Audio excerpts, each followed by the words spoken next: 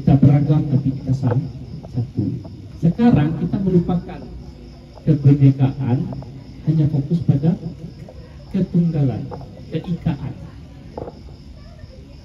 Ini problem kita. Bagaimana partai yang banyak itu sekarang sudah nyaris 100% akan berkoalisi. Mana lagi check and balance dalam pemerintahan? Nah, ada.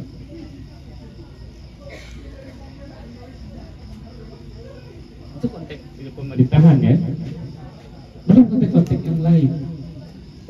Kalau tadi saya contohkan kasus di UI misalnya, untuk jadi HMP pun Anda harus datang ke SIM organisasi tertentu. Kalau enggak jangan harap. Ada enggak ada, tapi itu probabilitinya sangat kecil. Fikra tahu persis itu. Hah? Enggak, saya enggak nyalahin organisasinya, tapi bagaimana struktur-struktur feodal itu terbentuk secara alamiah. Dan kita mengamini itu. Hati memberontak tapi akabah walai. Itu balik dari persoalan yang tadi itu. Persoalan yang mana tadi ya? Problem kita tuh ada di sini. Kita cenderung tenang, terima saja. Letakkan dia Tuhan Allah kebahagiaan. Ini problem kita. Untuk bersuara itu ya, adun bersuara lu mengecek atau duluan kan. Takut nak makan, takut nak dapat kerajo, takut macam. Ujung-ujungnya apa persoalannya? Tauhid awak tuanan adalah rusak. Tauhid kita yang rusak. Kalau tauhid kita benar, hendak deko akan mai itu. Kalau labi jadian, sudah masuk kubur. Kan sederhana sebenarnya. Kalau lagi masuknya sudah balik lagi. Pada orang sakit itu mati le. Kalau lagi orang sakit itu maawana badai mahalang. Ada tekun. Nah, ayam dia mengakhirnya kanyang dia beri gitu kan. Nah, masalah kita itu selalu problemnya adalah kalau tidak ini, kalau tidak itu, kalau tidak ini, kalau tidak itu. Variabel politik terlalu sangat mendominasi. Apakah ada perlu politik sangat?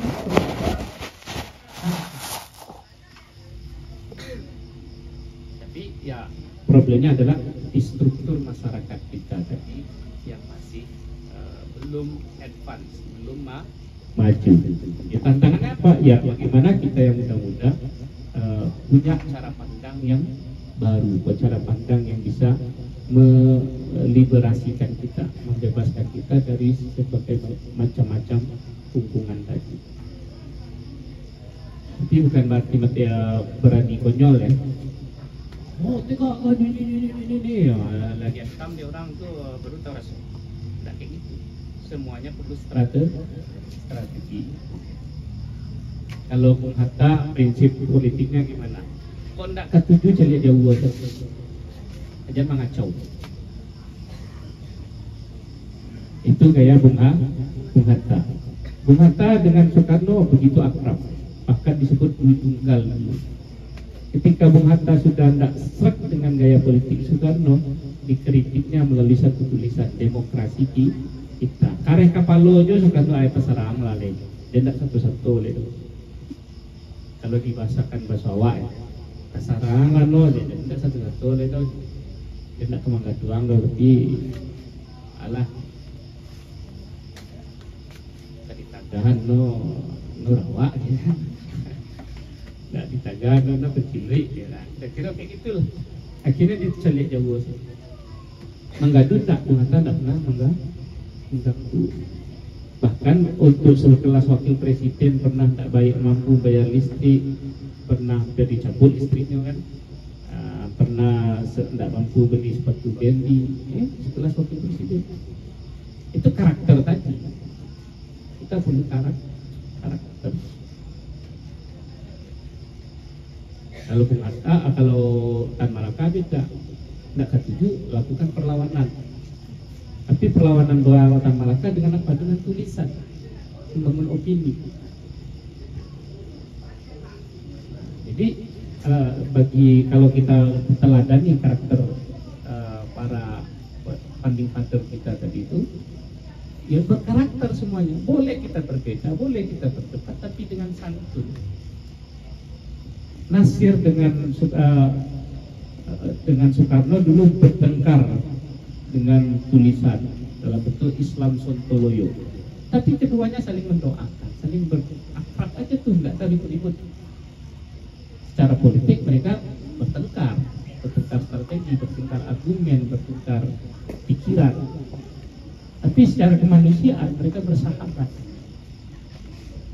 Nah, ini contoh-contoh yang perlu kita teladani. Untuk apa? Untuk mengikis struktur-struktur feodalisme yang tumbuh berkembang di dalam kehidupan keseharian kita, apapun bentuknya. Oke, jadi cukup jelas atau ada pertanyaan lagi? Silakan.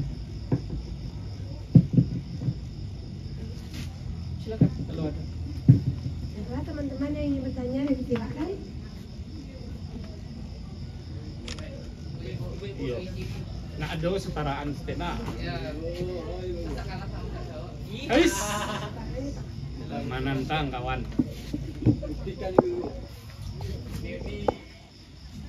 Apa cari lawan? Lawan apa? Makhluk terkuat di dunia kan ibu dah. Tidak pak, kaki pak. Salah. Hanya ibu-ibu yang berani sen kanan belok kuda. Kalau di berang ini balik menyerege. Tak nampak yang dan belok. Itu fakta itu.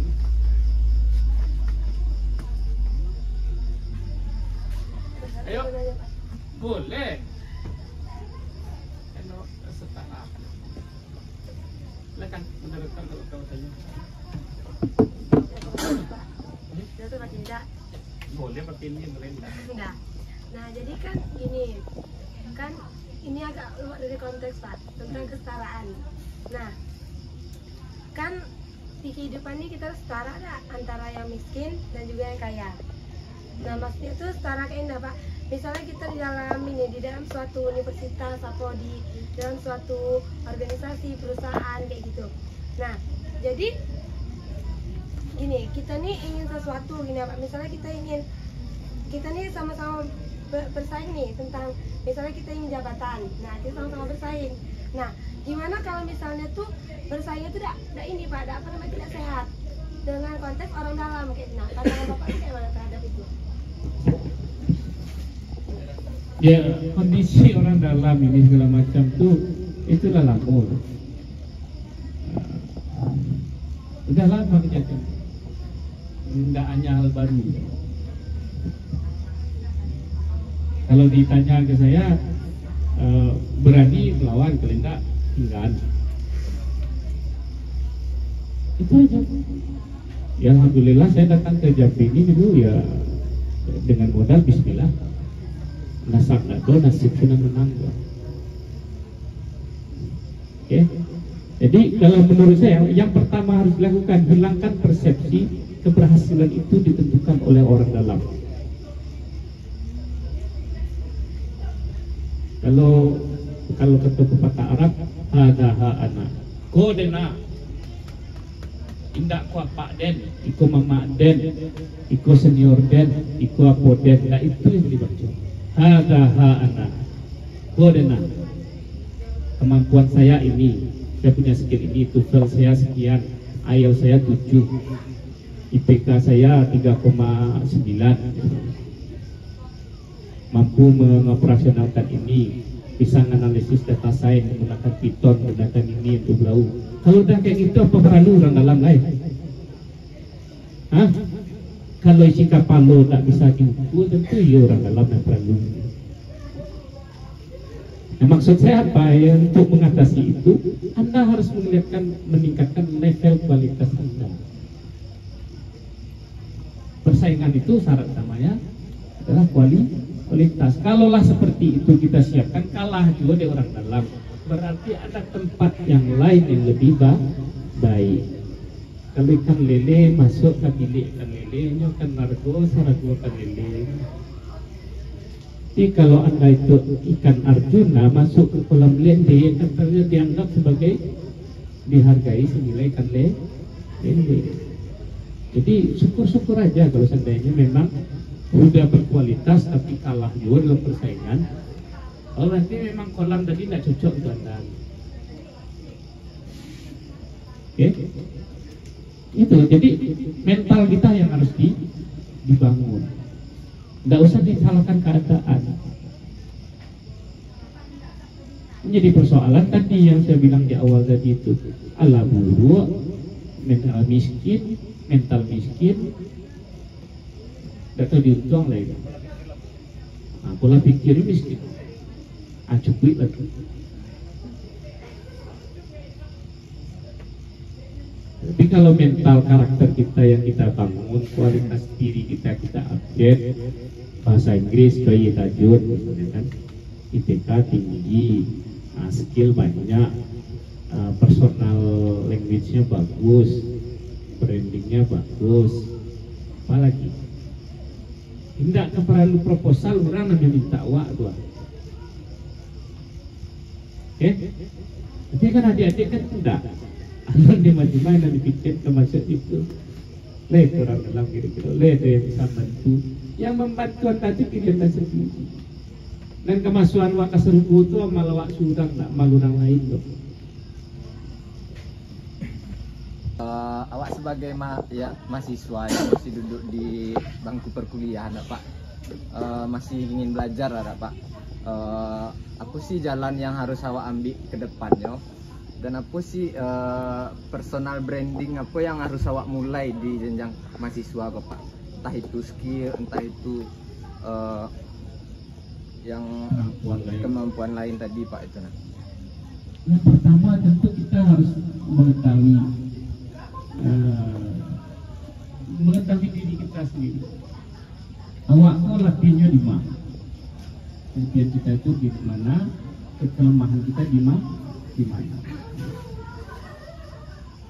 Cara pertama, kelebihan kita itu yang harus kita asah terus. Kok katamnya itu memang katam sampai katam ini. Yang jadi masalah kan selama kalau orang tua itu kan anakku setiap bahasa, matematikanya lama. Ikut kursusnya kursus apa? Kursus matematika. Itu logika selama yang terjadi. Ya kan? Makanya ada fenomena jangan pernah ajarkan ikan manjat pohon. Kalau itu memang kayak gitu, dan biarnya dalam air itu. Kalau anak itu memang senang berbahasa, tidak usah lah tahu aja 1 tambah 1 itu 2 lah cukup. Mana perlu dulu dia tahu aljabar itu belau itu dah. Kita boras segala macam. Tidak kebodoh kan? Gara-gara yang tingkahnya 6, 7 itu kan. Oke, ini kok nanti problemnya di Indo loh. Punya anak besok kan, anak itu belum pandai menghitung dah. Anak angba gitu kan. Tiba di rumah tangga ada lagi gitu kan. Dia nak syadu lah pandai itu, awak nak apa aja membaca ABC dia pandai itu kan. Tadi banyak anak. Itu problem kita di situ. Jadi kenali diri, kemampuan kita di mana, itu yang kita asah terlebih dahulu. Yang lain yang kurang-kurang baru ketika yang ini sudah terasa, sudah bagus, baru pelan-pelan dikejar. Masalahnya jelek bahasa Inggris lemak PA, itu kursus tak pernah nemu. Diajak belajar maleh, apa banyak? Kayak itu. Diajak diskusi manggan deh, ya kan? Ya kapan kita mau maju? Kapan kita mau mengatakan aku dan kapan kita mampu bisa gitu? Kalau masih mentalitasnya adalah membuang-buang waktu. Salah malu. Beko sila. Hari dek beko ke beko. Kalau kecek kau sana nanti kan nanti. Ditanya orang nanti lalu. Lo orang lain nanti, kan? Itu. Ini problem kita ada di situ. Ya, jadi mulailah kenal itu. Apa yang diperlukan? Ayo kita buat. Awak mampu perlu bahasa Inggris dah. Pacarnya awak buat komunitas bahasa Inggris bahannya dah. Oke, dibuat. Sehingga dalam beberapa waktu kita kumpul wajib berbahasa Inggris. Even bahasa Inggrisnya bahasa Inggris Minang, gitu kan? Tidak masalah. Tapi itu perlu supaya apa? Supaya kita terus mengasah kemampuan. Ya, kalau udah kemampuan tuh grade quality kelas premium, Anda akan masuk pun akan ruang premium juga. Kalau enggak ya itu. Kalau memang kualitasnya kan dua selayang itu bayar pak deh. Barangku kan dua selayang ya kan. Enggak melawan tempat dan tegangan tinggi. Enggak masuk lah barangku. Paham maksudnya? Sampai lagi limo tak sampai. Sama itu, lo kawan yang kepikir ya tak jadi bilang. Enak. Di itu best moderator. Bahkan Laida kan Laida.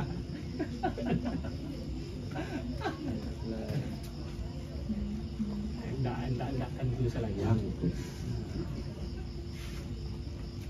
Oke, ada pertanyaan lain? Sudah? Langsung lagi.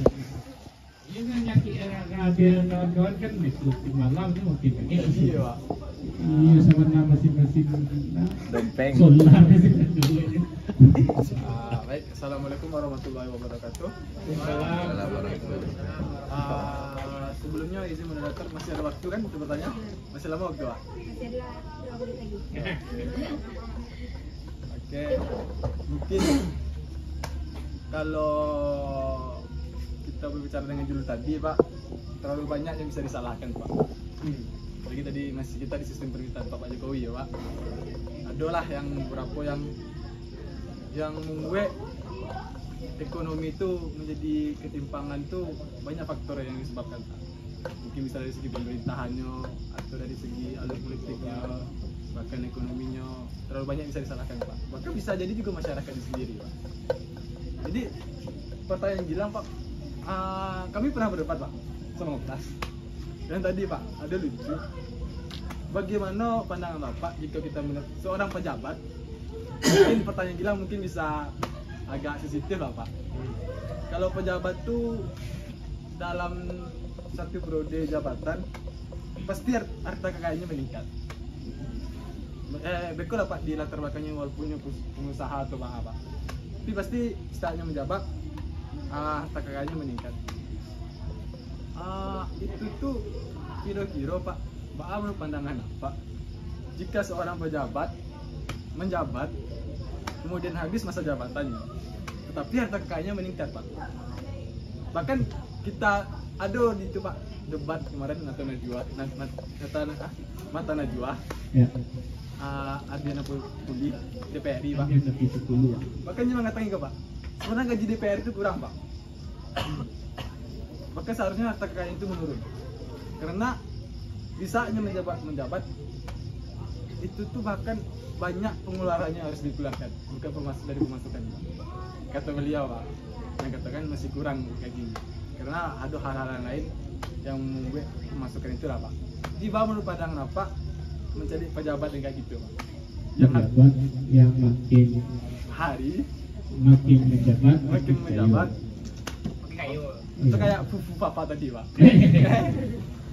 Sekian terima kasih. Waalaikumsalam warahmatullahi wabarakatuh. Waalaikumsalam warahmatullahi wabarakatuh.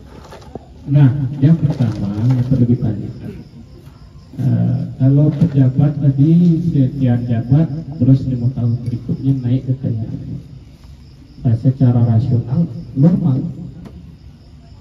Yang tadinya pos kekayaannya cuma ada di satu titik, katakanlah jadi pengusaha kayu, ada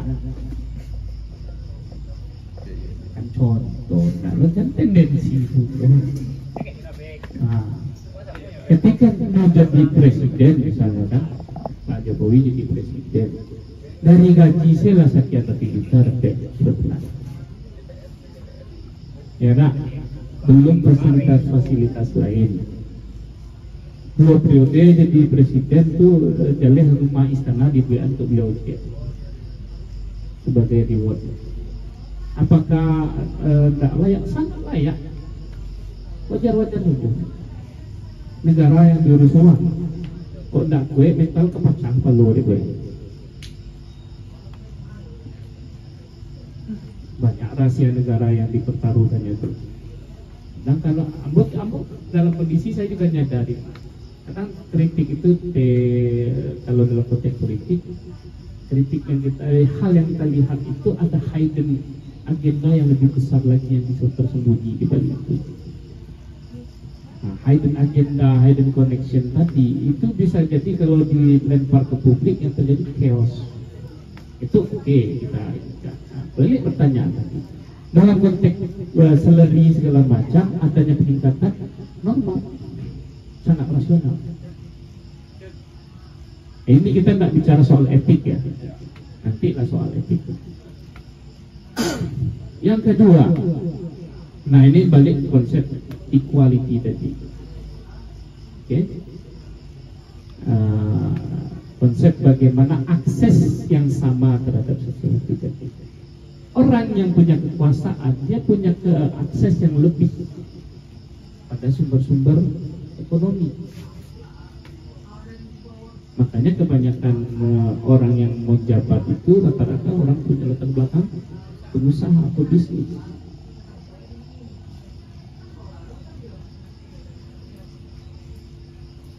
Nah, oleh sebab itu dengan dia masuk ke sistem pemerintahan, masuk ke kekuasaan, dia punya akses yang lebih luas lagi untuk mengambil, mengakses sumber-sumber daya ekonomi yang lainnya. Hah? Ya konteksnya apa dulu? Kalau konteks politik, konteks hukum, sah-sah saja. Kalau mau konteks ideal etisnya, tirulah Abu Bakar As-Siddiq. Menjalankannya riwayatnya apa katanya? Seluruh gaji saya sekian, fasilitas yang mau terima sekian. Kau harap tahu kau mau jual satu-satunya. Bara gaji yang mau nembupakan selama kau mau balian ke negara wali. Kudu itu dan pakai untuk aku pembalian baru ganti wali. Kalau orang pemerintah kita itu kan kondisi ideal etis. Tapi apakah pejabat tadi menyalahi aturan? Tidak. Menyalahi norma etika? Ya enggak juga. Memanglah itu alurannya. Itu alurnya itulah seperti itu. Nah yang jadi persoalan adalah kalau dalam kacamata hukum, ketika dia menyalahgunakan kekuasaannya, abuse of power, adanya privilege yang melampaui kewajaran. Ya kenapa ASEAN itu jadi ribut? Ya wajar aja, orang sedang carut marut, susah-susah kuliah naik pesawat. Itu heboh lah di masyarakat. Hah? Ada tahu lah. Punya manfaat, punya siap, saja lah. Urusan awal itu. Kan itu jadi masalah. Nah, kalau kece orang tua, kok pulang kampung, jangan di peragaan loh itu.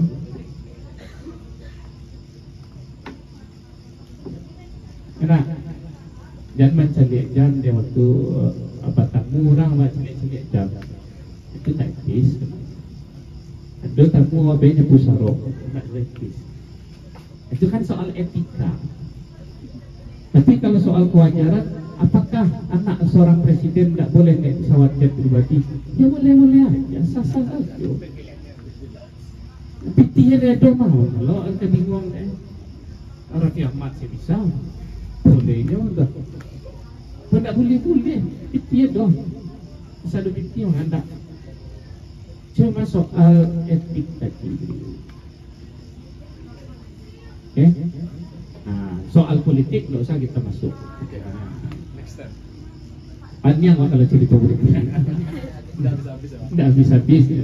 Takal meto kan saruang yang bagi situ-situ. Ada pertanyaan? Kalau enggak, termin khususnya, termin normalnya waktu pian. Terlalu diajak kalau nak diskusi informal, yang jelas pokok kita cukupkan. Mau kembalikan ke moderator.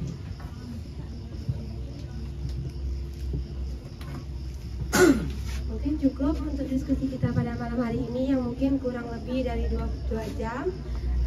Semoga apa yang disampaikan Bapak tadi dapat bermanfaat bagi kita semua, amin. Tidak menutup kemungkinan jika Udauni ingin bertanya, dipersilakan setelah acara ini berakhir. Saya moderator pamit undur diri, saya akhiri. Wassalamualaikum warahmatullahi wabarakatuh.